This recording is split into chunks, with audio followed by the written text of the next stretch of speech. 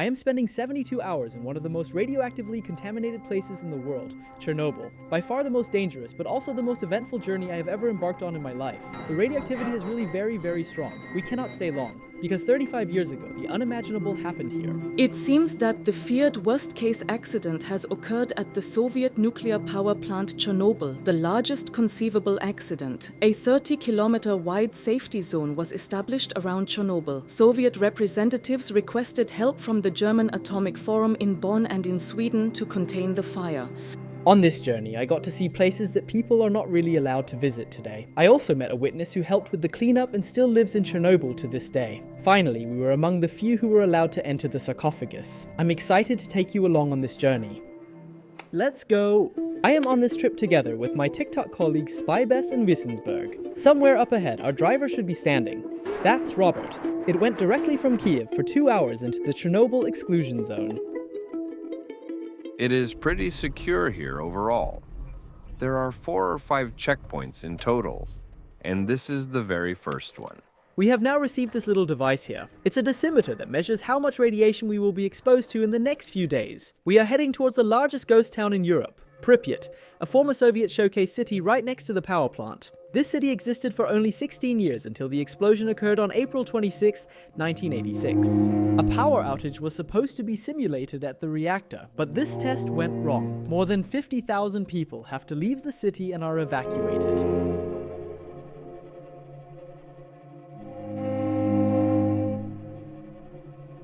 There were actually some villagers that knew nothing about the explosion, and they were already wondering why everyone was leaving the city.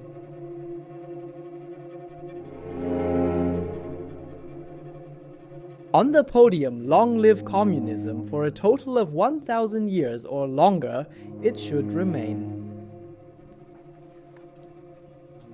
No way! From 1917 to 1986, The residents were told back then that they would only leave the city for 3 days. But the truth was quite different, and very luxurious facilities for that time remained, such as this swimming pool. Behind me, you see the very famous swimming pool, where actually you're not allowed to go in anymore. We're still going to try to get in.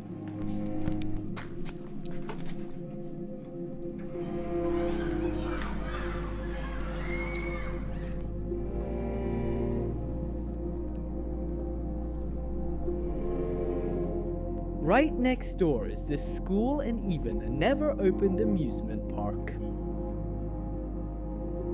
These are all the tables where all the students learned and even wrote all the books.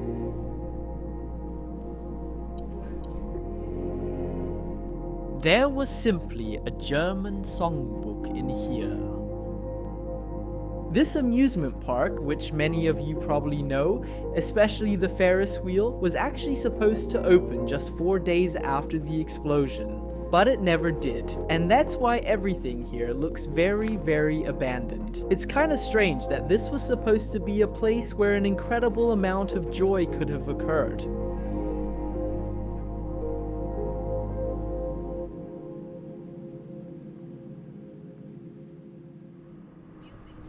Okay, we're now driving through the Red Forest, the most contaminated place in all of Chernobyl. What is that? The radiation is at 18. Wow, that high? That's crazy. Yes, 12, 13, it says so.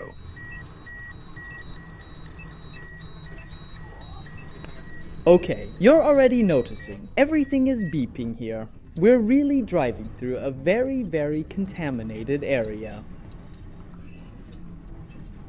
We are now meeting with one of the only hermits who, so to speak, returned after the reactor disaster and yes, live here in Chernobyl. Oh, how sweet. Hi. Hi. It's you? Yeah. You just come in? Contrary to the authorities' regulations, Valentina has returned, and she herself says that she has not suffered any health damage from it, even though she was one of the first so-called liquidators who helped with the decontamination of the city. When we asked her why she moved back, her only answer was Mother May. She is convinced that one should live their entire life in one place. She invited us for vodka now too.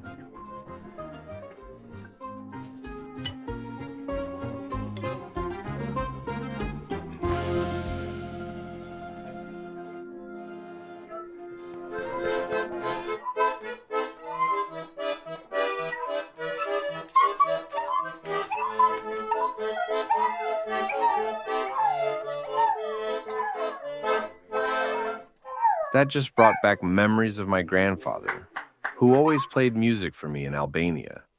He always played the flute, and I miss him very much, and it took me back a little. In the exclusion zone of Chernobyl, there is only one hotel and we also slept there. How do you find the place? Wow, that's a bit suspicious to me.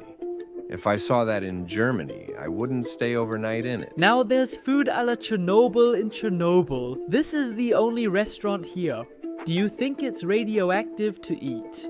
The main thing is that it tastes good and there's a lot of it. She said that it isn't radioactively contaminated. I guess I'll just trust her.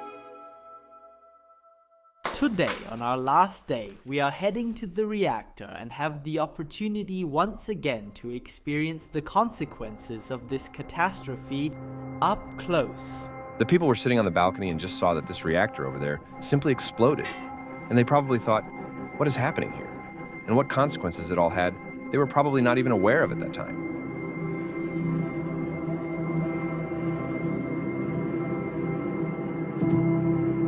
Friends, there should be bones lying somewhere down there. Okay, we're arriving. We're standing now in the middle of the cooler and it really looks crazy in here. Where from? Were there really bones or what? What? I really can't imagine that right now. I don't know if we should go there. I think I can already see them. Indeed, friends, the bones are actually here. The radiation is really too much. That's why let's get out of here quickly. Okay, we're now on our way to reactor number 4. The reactor that exploded. I'm really excited. There he is. We are just now arriving at the power plant, and there are only very few places from which you're allowed to film this here. There is a lot of military around, and if they see anything, they take the SD card and it's over. Friends, unbelievable what we are seeing here. We are directly in front of reactor number 4. It's really an incredible feeling to actually be standing here in front of reactor number 4. I'll show you some footage now.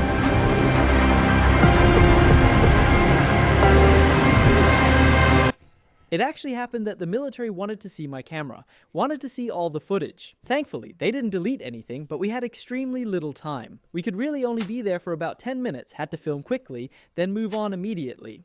It's kind of strange. I honestly don't know what they're hiding there, but we won't give up so easily. We drove to the back of the reactor, because we're going to go into the sarcophagus there, very close to the number 4 reactor that exploded. When you get off the bus, you are not allowed to film this side of our plant from this spot. I am ready and we are not allowed to film here, Fabi. I am ready. We are not allowed to film here, Fabi. We are going into the reactor now. We are actually not allowed to film here. I am only doing it for you now. I am really a bit nervous. We have to completely undress now because we are getting the protective gear to go into the reactor. Okay, here we go.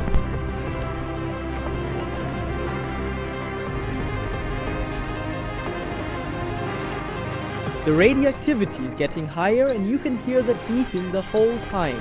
And now, at this moment, we're going into the control room.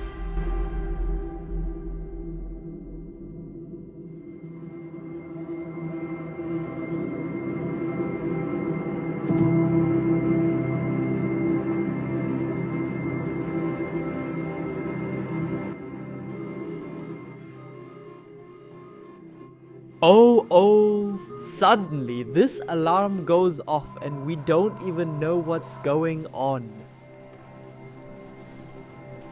Now it's getting serious. We're all here with gloves and everything. I'm really excited and my excitement is rising a lot right now. We're in the control room. You won't believe what it looks like. Unbelievable.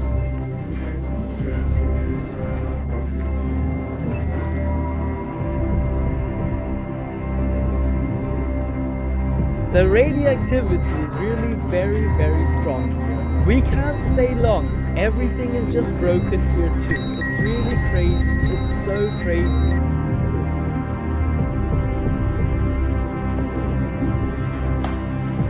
That was a crazy experience, just crazy. I think we're going to the reactor now, aren't we? Dude, we're just gonna go right in here.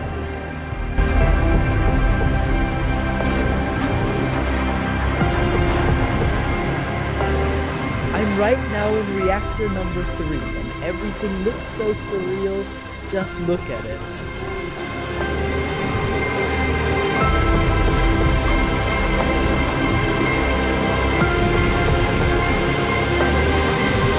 To be honest, I'm already feeling a little dizzy right now. I feel something on my back now, but it's like in the bones. If you're growing, there's a little pulling. I'm a bit scared that I've absorbed too much radiation.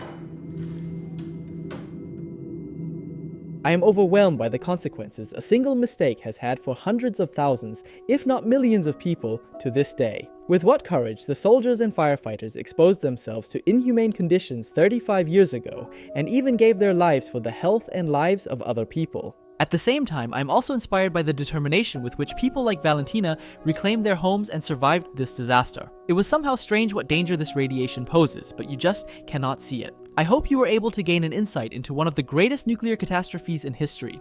And if you liked the video, I would be happy if you subscribed to this channel or activated the bell to not miss the next videos.